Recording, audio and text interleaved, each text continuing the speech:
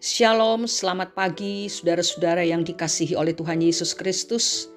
Hari Senin 20 Juni 2022 mengawali pekan yang baru ini, marilah kita bersyukur dan kita menyiapkan hati kita untuk menerima berkat rohani lewat renungan yang berjudul Yesus mengerti perasaanmu.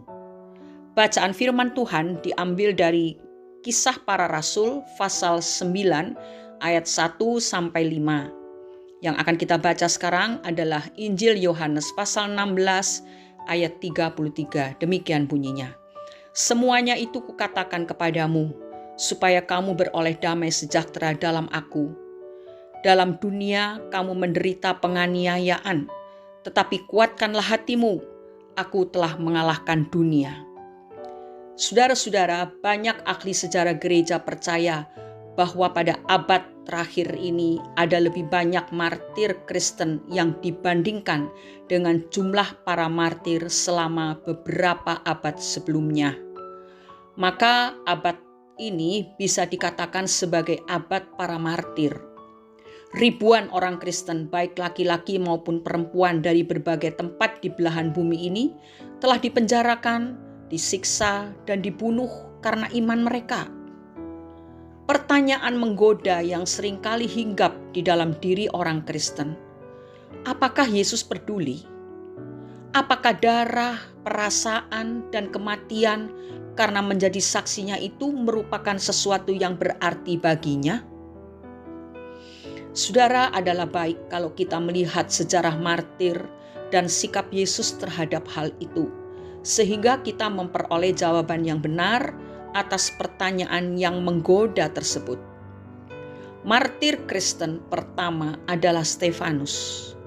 Dia dirajam batu sampai mati karena kesaksiannya tentang Yesus, dan orang muda yang bernama Saulus menyaksikan pembunuhan brutal tersebut.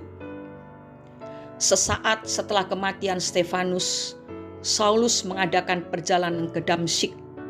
Tetapi ketika sampai di jalan dekat kota Damsyik, Saulus melihat cahaya yang membuatnya buta dan rebah seketika. Menarik untuk memperhatikan perbincangan Saulus dengan Yesus. Jawab Saulus, "Siapakah engkau, Yesus?" Katanya, "Akulah Yesus yang kau aniaya itu." Perkataan Yesus jelas menunjukkan bahwa dia peduli dan merasakan penderitaan yang dialami orang Kristen. Menariknya, Saul tidak protes atas pertanyaan Yesus itu. Itu artinya Saulus tahu persis bahwa tindakan bengisnya terhadap orang Kristen sama saja dengan melakukannya kepada Yesus. Jadi, setiap batu yang dilemparkan kepada Stefanus sama artinya dengan dilemparkan kepada Yesus. Setiap batu yang menghantam Stefanus menghantam Yesus juga. Setiap hal yang dirasakan oleh Stefanus dirasakan oleh Yesus juga.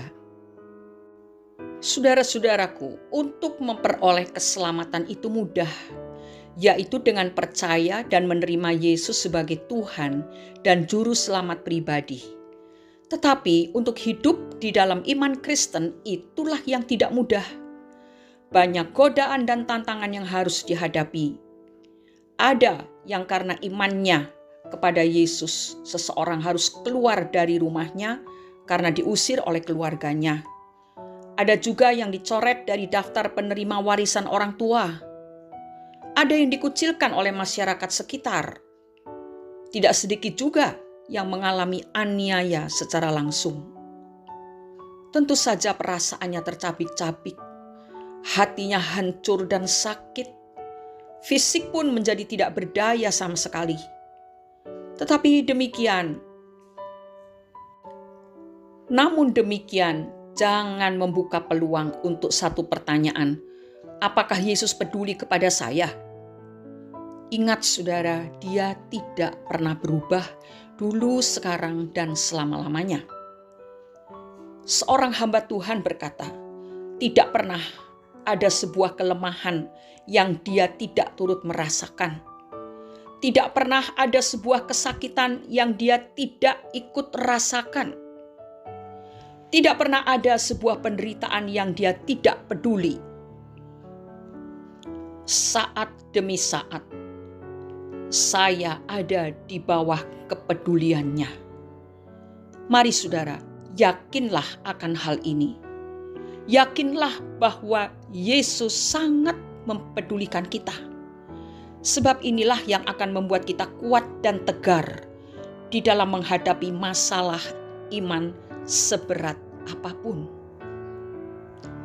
Matius pasal 10 ayat 39 berkata, barang siapa mempertahankan nyawanya, ia akan kehilangan nyawanya. Dan barang siapa kehilangan nyawanya karena aku, ia akan memperolehnya.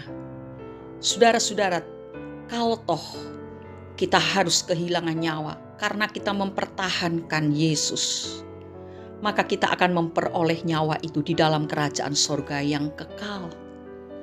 Sebab itu marilah kita perlu mendapatkan kekuatan dari Tuhan setiap saat lewat persekutuan kita yang begitu erat dengan Tuhan, lewat pembacaan dan perenungan firman Tuhan, sehingga setiap kali ada tantangan, kita tetap teguh berdiri di atas iman kita kepada Yesus Kristus. Mari kita berdoa. Bapa di dalam surga, di awal pekan ini kami bersyukur karena Tuhan memperkuat iman kami. Kami mengerti zaman di mana kami hidup memang begitu sulit. Kehidupan kami sebagai orang-orang percaya semakin lama semakin terdesak. Tetapi kami bersyukur karena Engkau tidak pernah membiarkan kami merasakan sendiri. Engkau selalu ikut merasakan apa yang kami rasakan, dan kekuatan di dalam kehidupan kami itu terus Engkau berikan. Terima kasih Bapa di surga, penyertaan-Mu, kepedulian-Mu, kasih setia-Mu. Engkau menopang kami, Engkau menguatkan kami, meneguhkan kami di atas kebenaran firman Allah. Dan kami rindu untuk segera bertemu dengan Tuhan, dan kami menikmati kehidupan kekal bersama-sama dengan Engkau di dalam kerajaan sorga. Kami percaya Tuhan menguatkan kami hari demi hari, sampai hari yang sangat mulia itu datang. Kami bertemu dengan Engkau muka dengan muka. Di dalam nama Tuhan Yesus Kristus kami sudah berdoa dan mengucap syukur. Amin. Kita tidak berjuang sendiri dalam mempertahankan iman kita, karena Yesus ada bersama dan sehati dengan kita. Selamat berjuang hari ini. Apapun yang saudara kerjakan, Yesus ada bersama dengan saudara, dan Dia tidak pernah membiarkan kita berjalan atau berjuang sendiri. Tuhan memberkati, Tuhan selalu mempedulikan kita. Amin.